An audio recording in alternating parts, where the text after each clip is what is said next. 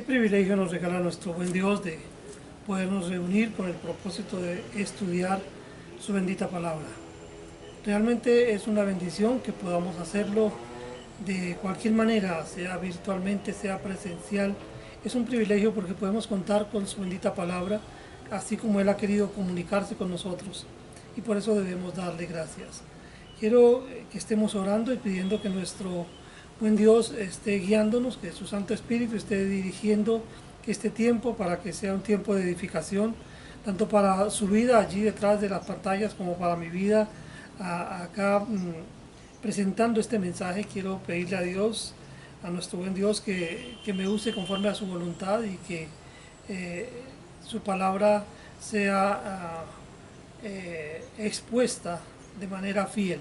Quiero pedirle al Señor que me libre de errores y también que nos prepare mi mente, prepare mi corazón, prepare la mente suya y su corazón para que podamos recibir esa palabra que Él envía a nuestros corazones en esta oportunidad.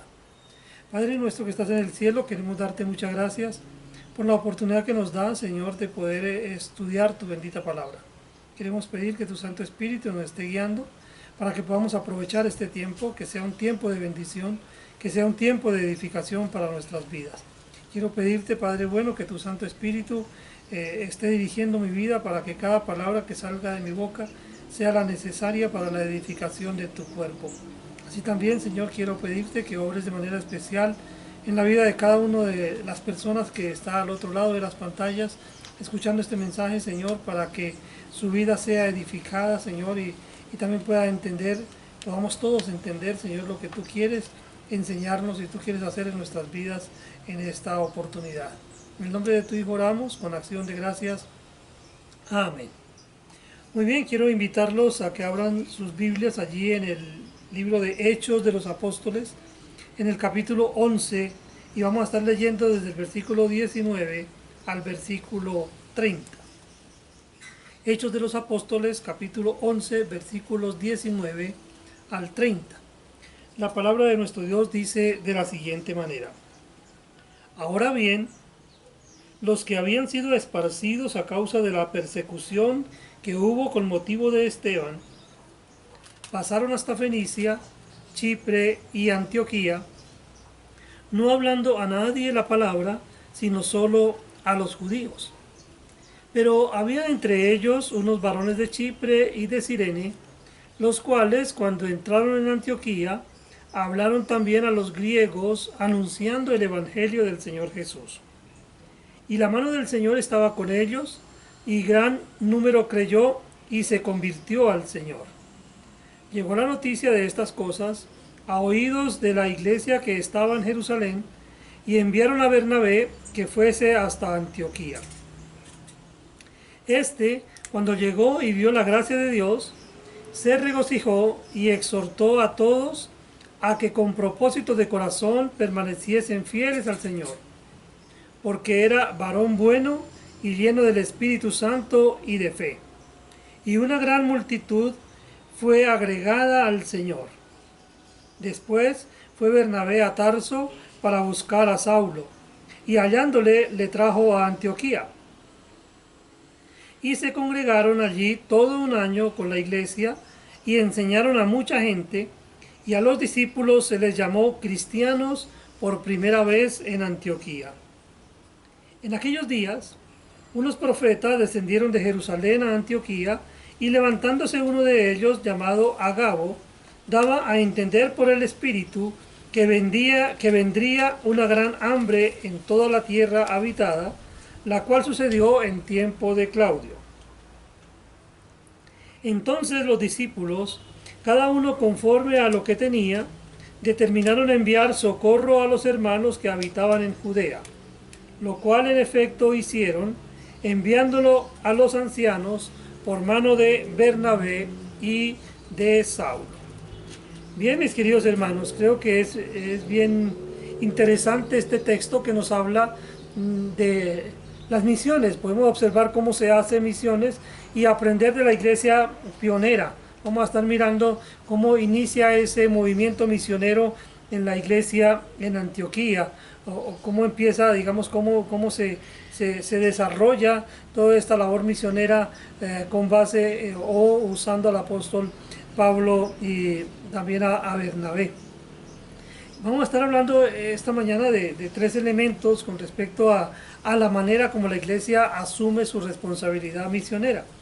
Y esos tres elementos son los siguientes. Bueno, el primero es que la iglesia asume responsabilidad misionera extendiendo sus fronteras. Lo segundo que vamos a estar viendo en esta oportunidad es que la iglesia asume su responsabilidad misionera conformando un equipo misionero. Y finalmente vamos a ver que también la iglesia asume su responsabilidad misionera considerando el resultado de la misión.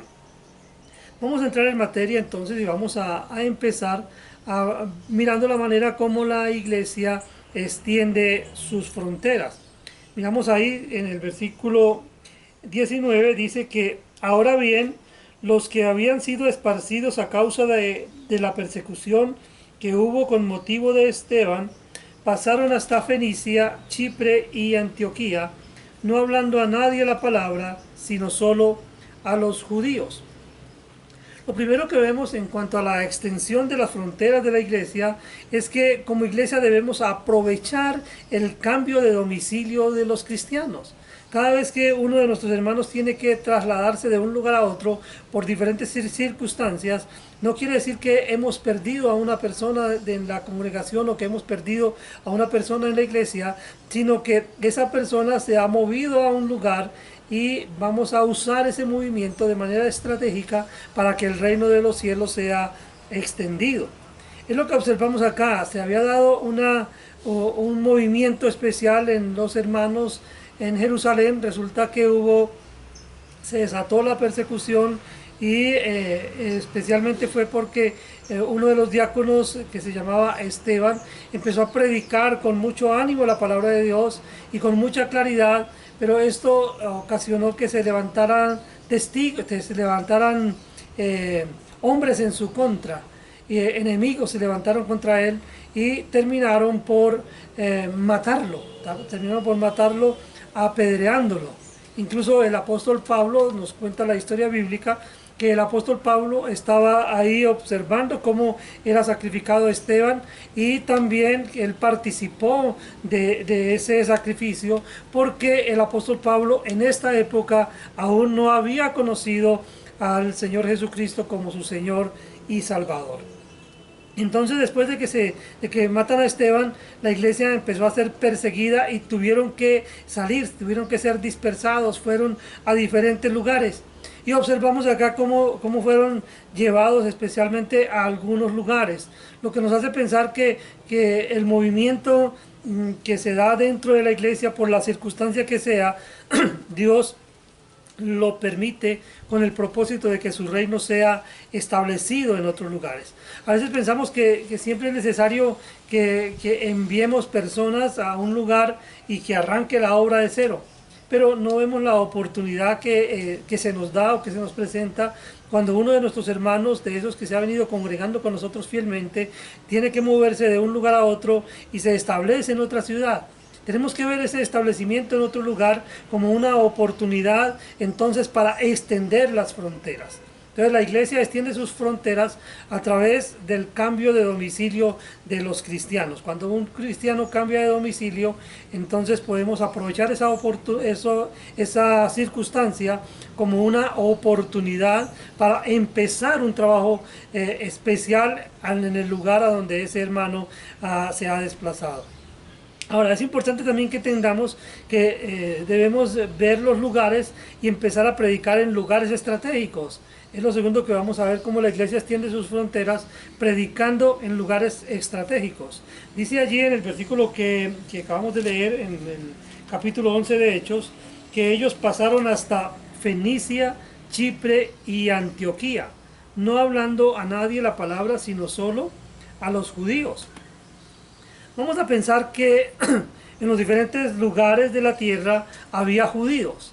Entonces vamos a tener en cuenta que ese es un movimiento estratégico que Dios mismo ha permitido con el propósito de que hubiera recipientes o receptores de su bendita palabra en esta oportunidad. Y observamos cómo en estos lugares que hemos mencionado había judíos. Estamos hablando de Fenicia, hablamos de Chipre y hablamos de Antioquía. Cuando pensamos en Fenicia, estamos ubicándonos entonces en el mapa, vamos a observar que es un pueblo que está al norte de Israel y que es un pueblo habitado por los cananeos. Recordamos que los cananeos eran los descendientes de Cam, de los hijos de Noé, y eran los que inicialmente tenían el dominio sobre la tierra prometida y que fueron removidos de la tierra prometida cuando el pueblo de Israel conquista el territorio y se establece en ese lugar que Dios les entregó para que fuera su tierra. Ahora, allí en los fenicios, que eran cananeos, entonces, como ya dije, hicieron una alianza con los israelitas en tiempo de Salomón. Y podemos observar cómo de allí de Fenicia, de toda esta parte del Líbano, entonces ellos enviaron a Salomón madera, de diferente tipo de madera, para la construcción tanto del templo como de la construcción de su propia casa.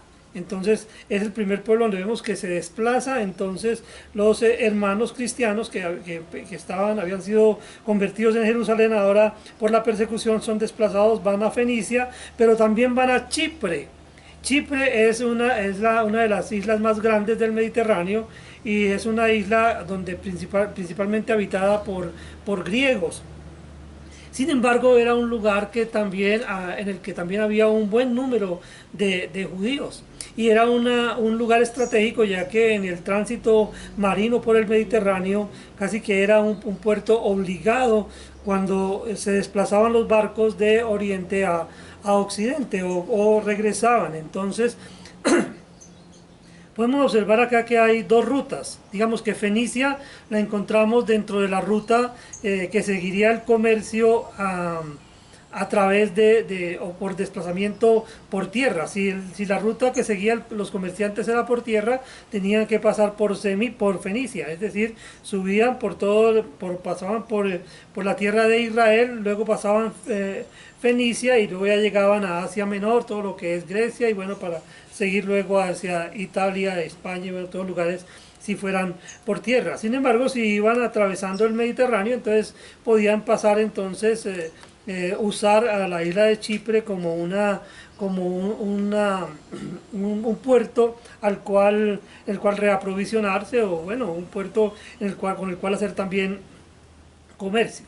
Una característica especial de Chipre era que en esta isla había yacimientos de cobre, y esos yacimientos de cobre, en el tiempo que estamos hablando, en el tiempo de Cristo, estaban administrados por el rey Herodes, porque el rey Herodes había hecho un pacto con los habitantes de Chipre había alquilado las minas de cobre para explotarlas. Entonces era un lugar bien interesante en lo que tiene que ver con la extensión del reino. Entonces vemos que esos dos lugares, el primer lugar por la ruta terrestre, el segundo lugar por la ruta marítima, eran lugares especiales para la predicación del evangelio.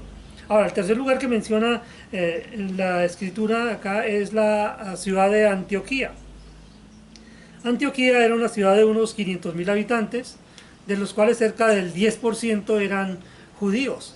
Era la tercera ciudad en importancia del Imperio Romano, después de Roma y de Alejandría. Es decir, las ciudades importantes en este momento de la historia eran Roma, Alejandría, y la tercera era Antioquía. Entonces Antioquía reunía algunas características especiales, y era que en Antioquía pues también estaba dentro de la ruta comercial terrestre, pero Antioquía estaba habitada por un buen número de judíos. Ahora, ¿qué importancia tiene el hecho de que hubiera judíos en estos lugares que estoy mencionando? Pues que ellos tenían el trasfondo, tenían el conocimiento del contexto en el cual se levantó el Mesías.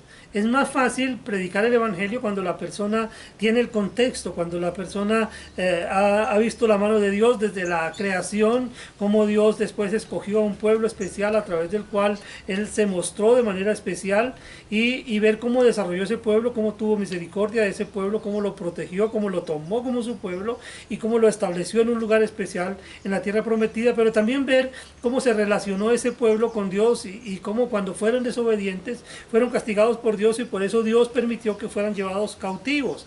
y cuando fueron llevados cautivos primero por los asirios, luego también por el imperio babilonio, pues ellos fueron entonces esparcidos por diferentes partes del mundo. Sin embargo, podemos entender ahora que esa dispersión fue permitida por el Señor con un propósito claro y específico, es de que cuando llegara este momento de la predicación del Evangelio, hubiera personas en los diferentes lugares que tuvieran el contexto histórico para poder entender la venida del Mesías. Porque el primer pueblo a quien se le comparte la predicación del Evangelio, y lo observamos acá, dice que ellos inicialmente predicaban el Evangelio solamente a los judíos. Sin embargo, dentro de la iglesia en Antioquía también había también gentiles. Entonces vamos a mirar que la predicación no solamente se estaba dando en lugares estratégicos, sino que también era una predicación que se estaba dando a todas las personas. Y vamos a leer nuevamente allí en Hechos 11 y vamos a leer dice nuevamente versículo 19 y 20 ahora. Dice que ahora bien los que habían sido esparcidos a causa de la persecución que hubo con motivo de Esteban, pasaron hasta Fenicia, Chipre y Antioquía, no hablando a nadie la palabra, sino solo a los judíos. Pero había entre ellos unos varones de Chipre y de Cirene, los cuales cuando entraron en Antioquía, hablaron también a los griegos, anunciando el Evangelio del Señor Jesús. Entonces observamos cómo ya el Evangelio empieza a ser predicado también entre el pueblo gentil. Bueno, observamos que todo esto inicia con Cornelio, cuando Pedro le comparte el Evangelio a Cornelio, pero después también como el pueblo gentil, los gentiles que estaban en Jerusalén también fueron alcanzados por el Evangelio, y así en los diferentes lugares, en la relación que tienen los judíos, empiezan también a compartir el Evangelio con los gentiles. Y en este caso vemos que los griegos que han sido alcanzados por el Evangelio, entonces comparten también con los otros griegos, con los gentiles también. Entonces la predicación debe darse a todas las personas. Entonces podemos entender, cuando se trata de la labor evangelística y de la labor misionera, es que el Evangelio debe ser compartido con todas las personas. Debe ser compartido en lugares estratégicos, debe ser predicado con responsabilidad, con claridad, y que la iglesia entonces, para extender sus fronteras, no solamente aprovecha el domicilio de los cristianos, no solamente aprovecha predicar en lugares estratégicos, no solo aprovecha predicar a todas las personas, sino que también la iglesia responde oportunamente a las circunstancias. Y vamos a mirar la respuesta que se da en la iglesia luego de que se da el desplazamiento de los hermanos y estos empiezan a compartir el mensaje de salvación con las personas que habitan los lugares en donde ellos llegaron. Vamos a ver allí en Hechos 11, el versículo 21, dice: y la mano del Señor estaba con ellos, y gran número creyó y se convirtió al Señor. La mano del Señor estaba con ellos, y gran número creyó y se convirtió al Señor. Y dice que llegó la noticia de estas cosas a oídos de la iglesia que estaba en Jerusalén, y enviaron a Bernabé que fuese hasta Antioquía. Observamos acá entonces que la iglesia está pendiente de lo que está sucediendo, y está pendiente de lo que sucede con los hermanos que han salido de su territorio y que están en otros lugares. Aquí observamos cómo en la iglesia llega la noticia de que los cristianos que han salido de allí de Jerusalén y que se han desplazado hasta Fenicia, hasta Chipre, Antioquía, observamos que llega la noticia de que se está predicando el Evangelio en Antioquía. Entonces, esto se convierte en una oportunidad para que la iglesia responda de manera oportuna. ¿Y cuál es la respuesta que obtenemos entonces de la iglesia? Entonces vamos a ver cómo se conforma un equipo misionero. Vamos a ver cómo, bueno, aquí observamos en el primer punto cómo la iglesia asume su responsabilidad misionera extendiendo sus fronteras, pero ahora vemos también cómo la iglesia asume su responsabilidad misionera conformando un equipo misionero. Ahora, no, en este caso, pues con Antioquía estamos observando que no necesariamente es que la iglesia se reúne, que sus directivos se reúnen y dicen vamos a enviar un misionero a tal parte o vamos a enviar a esta persona para que conforme un equipo o vamos a conformar el equipo con ella, sino que tomaron a una persona específicamente. Entonces acá en la conformación del equipo misionero observamos que lo primero que debe hacerse es enviar personas clave. Y observamos que dice que ellos enviaron a Bernabé. Vamos a ver cuando aparece la primera mención de Bernabé en la Biblia. Vamos a ver Hechos 4. Hechos 4, versículos 36 al 37. Dice que entonces José, a quien los apóstoles pusieron por sobrenombre Bernabé, que traducido es hijo de consolación, levita, natural de Chipre, como tenía una heredad, la vendió y trajo el precio y lo puso a los pies de los apóstoles. Observamos aquí entonces a un hombre que se llamaba José, y a quien los apóstoles le pusieron por sobrenombre Bernabé. Vemos que este hombre era especial y desde el comienzo de su relación con la iglesia fue un comienzo especial. Observamos cómo Bernabé vendió sus propiedades y llevó el recurso obtenido por la venta y lo puso a los pies de los discípulos para que ellos vieran cómo utilizarlo en la extensión de su reino. Entonces vemos que este Bernabé era una persona clave, dispuesta a entregarse a sí mismo a la obra del Señor, pero también dispuesto a entregar todas sus posesiones para la obra del Señor, como efectivamente lo hizo. Ahora, cuando miramos en el capítulo 9, en el versículo 27, nuevamente aparece Bernabé. 9:27 dice que entonces Bernabé, tomándole, lo trajo a los apóstoles y les contó cómo Saulo había visto en el camino al Señor, el cual le había hablado, y cómo en Damasco había hablado valerosamente en el nombre de Jesús. Observamos cómo aquí surgió una relación especial entre Bernabé y Saulo. Saulo, ya lo mencionamos antes, que participó en el comienzo de la persecución para la iglesia cuando fue sacrificado Esteban, cuando fue apedreado Esteban, y Saulo consentía en esa muerte. Sin embargo, en esta escena vemos que nos cuenta cómo Bernabé se encuentra nuevamente con Saulo, pero en esta oportunidad se encuentra ya cuando Saulo ha sido transformado. Saulo ha sido transformado porque Saulo ha tenido un encuentro personal con el Señor Jesucristo. Saulo iba persiguiendo a la iglesia y en esa persecución que iba haciendo de la iglesia, el Señor lo encuentra en el camino, el Señor lo derriba de su caballo, el Señor le da una visión y el Señor cambia la dirección de la vida de Pablo. Y lo deja ciego y luego, bueno, después podemos leer en la historia, en el Hechos de los Apóstoles, todo lo que sucedió con Pablo. Pero cuando viene Pablo, ya después de haber aceptado a Cristo como su Señor y Salvador, y haber entendido el Evangelio, cuando viene entonces a Jerusalén, es Bernabé el encargado de presentarlo delante de los apóstoles. Porque Bernabé tenía una credibilidad especial en la vida de los apóstoles. Bernabé tenía un puesto especial con ellos y por eso él es el encargado de presentar a Saulo de Tarso, quien después llegó a llamarse Pablo. Y a este Pablo entonces es que Bernabé va a buscar, de acuerdo con lo que leemos allí en el 11, entonces versículo 22. Dice que llegó la noticia de estas cosas a oídos de la iglesia que estaba en Jerusalén y enviaron a Bernabé que fuese hasta Antioquía. Y bueno, Bernabé entonces va a Antioquía y de allí entonces cuando ve, lo primero que Bernabé hace es que es sensible a lo que está sucediendo allí en Antioquía.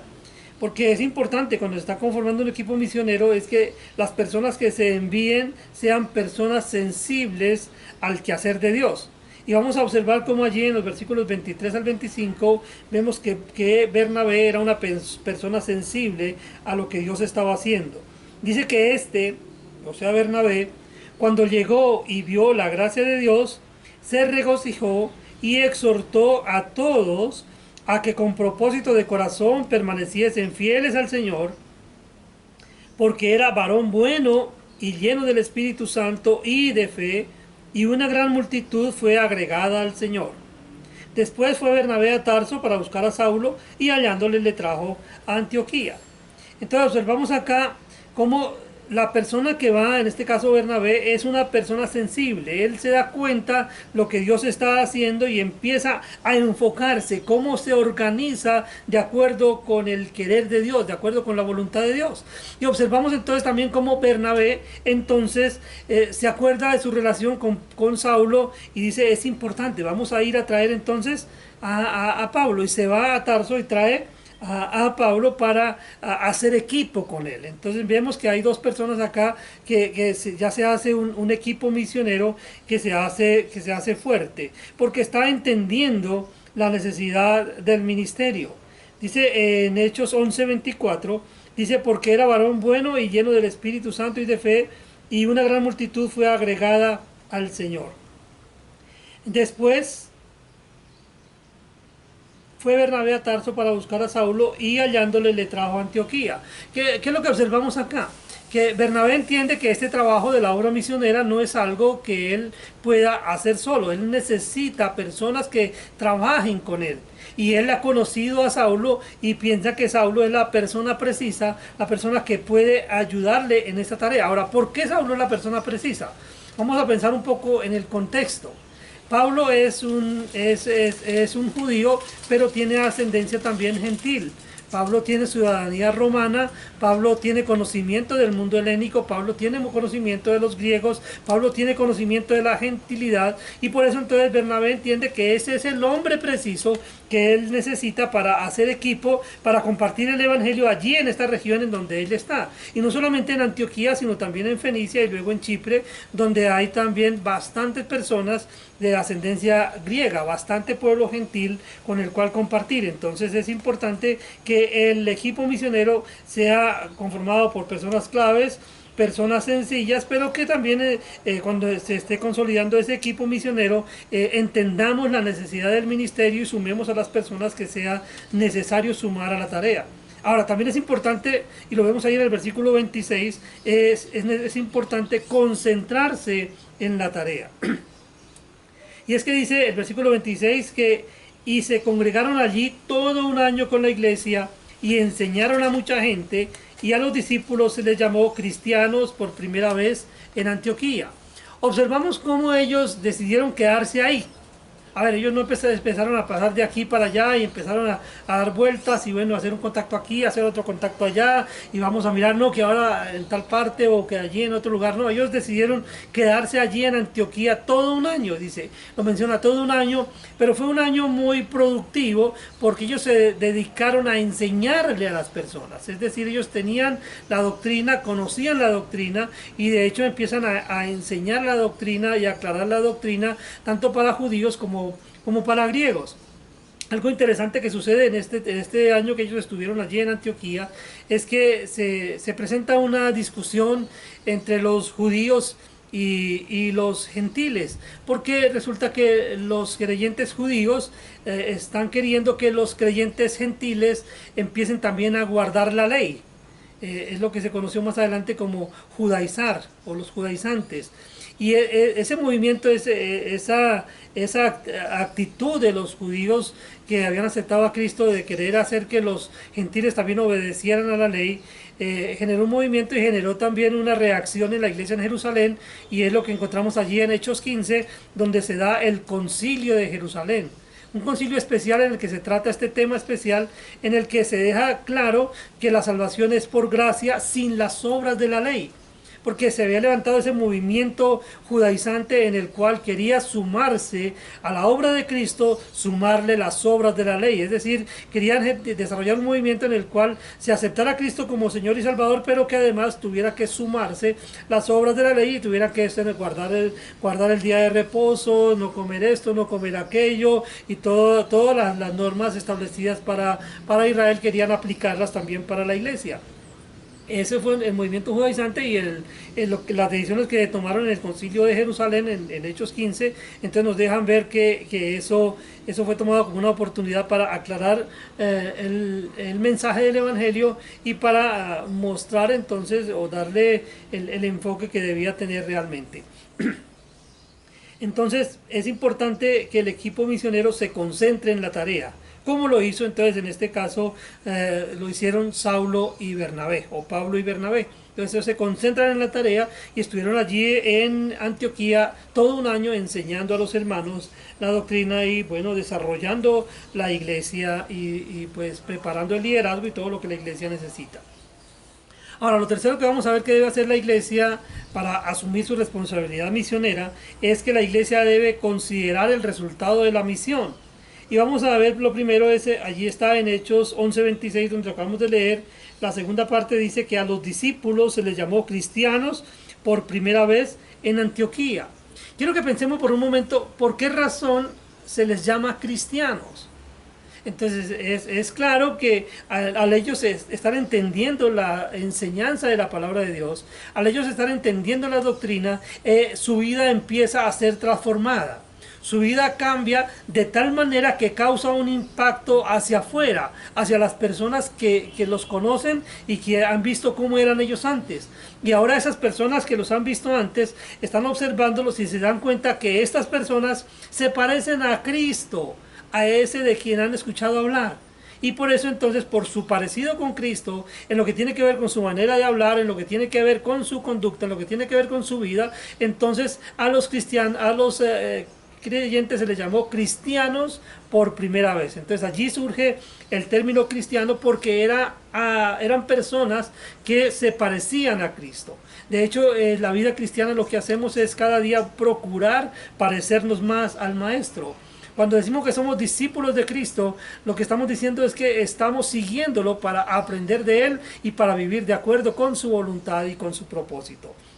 Entonces, en la consideración del resultado de la misión, lo primero que vemos es que los cristianos son identificados, se identifican porque su carácter ha cambiado. Y eso es lo que observamos entonces porque ellos muestran su carácter. Ahí en el versículos 27 al 30 vamos a observar cómo ellos muestran su carácter. Dice que en aquellos días unos profetas descendieron de Jerusalén a Antioquía y levantándose uno de ellos llamado Agabo, daba a entender por el Espíritu que vendría una gran hambre en toda la tierra habitada, la cual sucedió en tiempo de Claudio.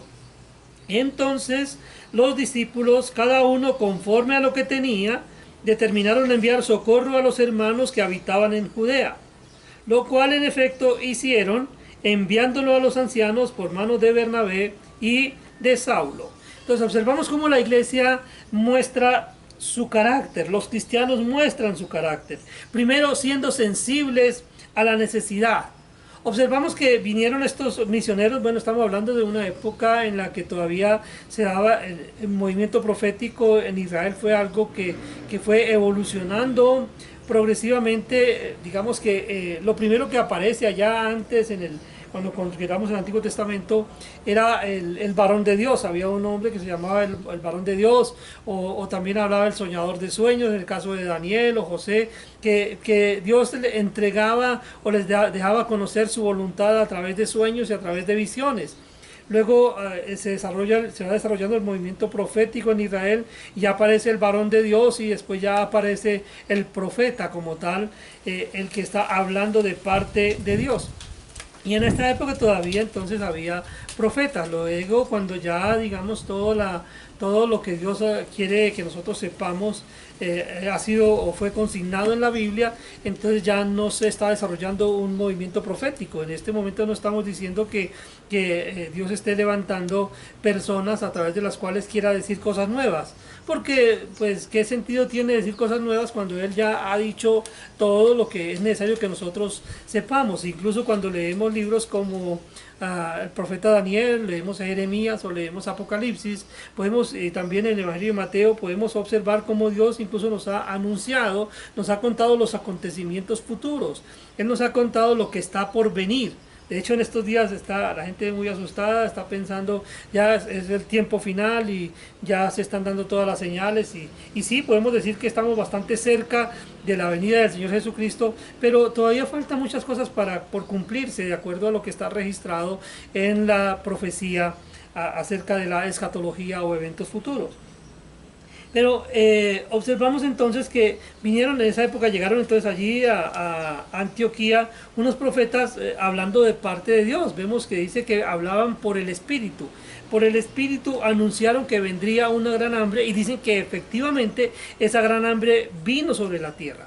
Pero algo curioso es que allí en Antioquía los hermanos tenían recursos, tenían la facilidad de poder ayudar a los otros hermanos, y entonces ellos fueron sensibles a esa necesidad que se presentó a causa del hambre y se enteraron. Entonces vemos que había una comunicación estrecha entre la iglesia en Jerusalén y la iglesia en Antioquía. Estaban al tanto de lo que estaba pasando en los dos lugares, y entonces los creyentes de Antioquía fueron sensibles a la necesidad que se estaba presentando en Judea, y entonces se dispusieron para ayudar. Es interesante observar eso, cómo ellos se disponen para ayudar. Entonces, como hubo hambre en la tierra habitada, entonces dice que cada uno, conforme a lo que tenía, determinaron enviar socorro a los hermanos que habitaban en Judea. Observemos que cada uno se involucra, hay un involucramiento de manera personal. Y dice, cada uno, de acuerdo con lo que tenía, determina ayudar. Es decir, lo hace de manera personal. Y observamos que en este tiempo que hemos estado viviendo de dificultad económica, porque ha habido dificultad económica a causa de la cuarentena y todo esto que se ha presentado, entonces ha habido dificultad económica, y hay hermanos que han tenido la oportunidad entonces de tomar de lo que ellos tienen para compartir con los que padecen necesidad. Y de hecho creo que todavía es importante que estemos pendientes de nuestros hermanos que padecen necesidad, y de acuerdo con los recursos que el Señor nos haya entregado, entonces también compartir, porque esa es la disposición que vemos en la iglesia. La iglesia en su carácter se dispone a ayudar al necesitado, y vemos que la iglesia en Antioquía es ejemplo de ese carácter especial de la iglesia, porque ellos se disponen para ayudar de dos maneras. Primero, de manera personal, pero también se disponen a ayudar de manera proporcional. Es decir, no se trata, cuando hablamos de generosidad, y es bueno expresarlo y enseñarlo así, cuando se trata de generosidad no se trata de comparar cuánto estoy dando yo con respecto a cuánto está dando otra persona. El punto de comparación en cuando se trata de generosidad soy yo mismo. Es decir, soy generoso en la medida que doy proporcionalmente a lo que yo tengo, a mis ingresos. Siempre menciono el tema de la generosidad cuando hablamos de la mayordomía bíblica. Entonces tenemos que decir que es más generoso alguien que de lo poco que tiene da mucho, que alguien que de lo mucho que tiene da poco.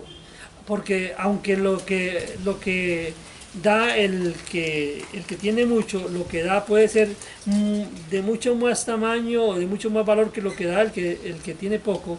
Sin embargo, la generosidad del que tiene poco es mayor, porque él da una mayor proporción de lo que tiene.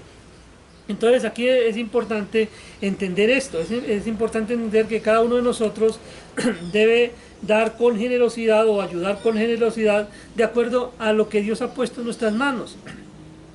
Entonces la generosidad se mide con respecto a nosotros mismos, no con respecto a otras personas. Entonces por eso vemos que ellos se dispusieron para ayudar de manera personal y de manera proporcional, pero también observamos algo interesante acá, es que ellos ayudan de manera práctica. Quiero que veamos esto que dice acá. Dice que dice que a los que dice que determinaron enviar socorro a los hermanos que habitaban en Judea, lo cual en efecto hicieron, enviándolo a los ancianos por mano de Bernabé y de Saulo. Entonces la ayuda ellos la hacen de manera práctica. Entonces, ¿cómo envían la ayuda? Primero, ¿a quién envían la ayuda? Entonces, ellos entienden que la iglesia en Jerusalén está siendo administrada por un grupo especial de personas que son los ancianos, como nuestra iglesia también, que es administrada por un grupo de ancianos. Entonces la iglesia en Antioquía era administrada por ancianos, la iglesia en Jerusalén era administrada por ancianos, y por eso los hermanos allí determinan reunir el donativo que quieren enviar, y lo van a enviar a los ancianos en Jerusalén. Pero también lo envían por las personas que son, digamos, más confiables para hacer esa tarea, como es en este caso Bernabé y Saulo, que son las personas que han estado allí trabajando con ellos, de quienes han aprendido, y en las personas que ellos confían, tienen confianza en estas personas. Es importante desarrollar este tema de la confianza en nuestros líderes. De hecho, es una de las características de un líder que no debe ser codicioso de ganancias deshonestas, ¿no? Porque hay muchas personas de pronto que aprovechan las circunstancias para meter la mano en la bolsa y sacar para su propio beneficio. Pero acá observamos que estos hombres eran confiables y la iglesia necesita tener personas confiables, personas que realmente se pueda saber que no están tomando los recursos que llegan a la iglesia para llenar sus bolsillos y no satisfacen las necesidades que se están presentando en la iglesia, sino que se está usando bien el recurso que Dios está poniendo en sus manos. Por eso es importante de toda esta organización que se da. Entonces, mis queridos hermanos, podemos mirar la iglesia en Antioquía, podemos ver la manera como esto se desarrolla y luego vamos a mirar cómo más adelante, bueno, no, digamos que solo lo quiero mencionar, pero dice, voy a leerlo acá en la Biblia para que tengamos más claro, el capítulo 13, dice, el capítulo 13, los primeros versículos, dice que había entonces en la iglesia que estaba en Antioquía profetas y maestros, Bernabé, Simón, el que se llamaba Níger, Lucio de Cirene, Manahén, el que se había criado junto con Herodes el tetrarca, y Saulo. Dice que ministrando estos al Señor y ayunando, dijo el Espíritu Santo, apartadme a Bernabé y a Saulo para la obra a que los he llamado. Entonces, habiendo ayunado y orado, les impusieron las manos y los despidieron. Observamos cómo esta iglesia que recibe primero un equipo misionero, que se forma ese equipo misionero, también es sensible a la dirección del Espíritu Santo. Y vemos cómo es el Espíritu Santo de Dios el que obra de manera especial en esta iglesia para que ellos se desprendan de 2 de sus 5 líderes. Ellos tenían 5 líderes especiales que acabamos de leer, que acabamos de mencionar, que menciona el libro de Hechos, y de esos 5 líderes entonces escogen a 2 que podríamos decir eran como los más avanzados, los de mayor conocimiento, son escogidos por el Espíritu Santo para enviarlos a la tarea misionera. Una tarea misionera que ahora está a cargo de la iglesia en Antioquía. Es decir, ellos los envían, ellos ya son un equipo de trabajo y son enviados por la iglesia, y cuando decimos que son enviados por la iglesia es que la iglesia se encarga de sostenerlos. Es la iglesia quien da los recursos para que ellos puedan viajar y puedan sostenerse en la labor misionera, y podemos observar luego en el libro de Hechos cómo esa labor misionera es desarrollada por Asia Menor y bueno, por un buen número, un territorio bastante grande, a donde llega el Evangelio por boca de Pablo y de Bernabé en esta tarea misionera. Entonces, mis queridos hermanos, todo esto que hablamos en esta mañana, ¿con qué propósito? Con el propósito de que veamos que nosotros, que hemos recibido el Evangelio como consecuencia o como resultado de la labor misionera de otras personas, porque hubo personas en otro lugar de nuestro país o en otro lugar de nuestro continente o en otro lugar de nuestro planeta que fueron enviados. Bueno, primero recordamos que la alianza existe en Colombia porque hermanos en Estados Unidos hicieron una alianza para mandar personas a evangelizar en nuestro continente. Pero también entender que, por ejemplo, la iglesia en Fusagasugá existe porque hubo hermanos en la iglesia en Bogotá que pensaron en enviar misioneros a Fusagasugá con el propósito de fundar esta iglesia hace ya más de 30 años.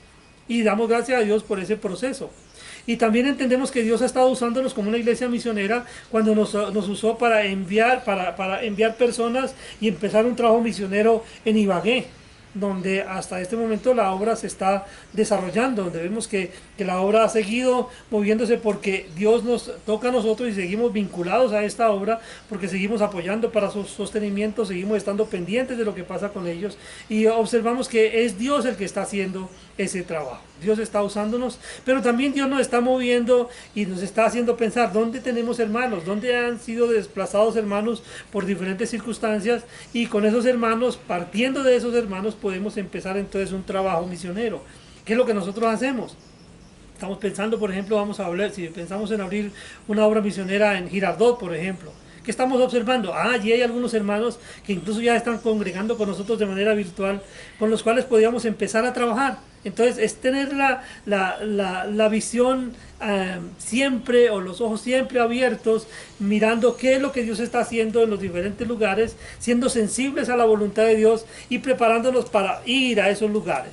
y vinculándonos, mis queridos hermanos. Entonces, es un llamado en esta mañana a toda la congregación, a toda la iglesia, a vincularnos con el trabajo misionero. Todo este mes hemos estado hablando de la obra misionera, hemos estado orando por las misiones en los diferentes concilios, oramos por las misiones en el concilio Ocaña, oramos por las misiones en el concilio de Cúcuta, oramos por las misiones en el concilio de Aguachica, oramos por las misiones en el concilio Llanos Orientales, y esta semana vamos a estar orando por las misiones en el concilio Bogotá, concilio con Dinamarca.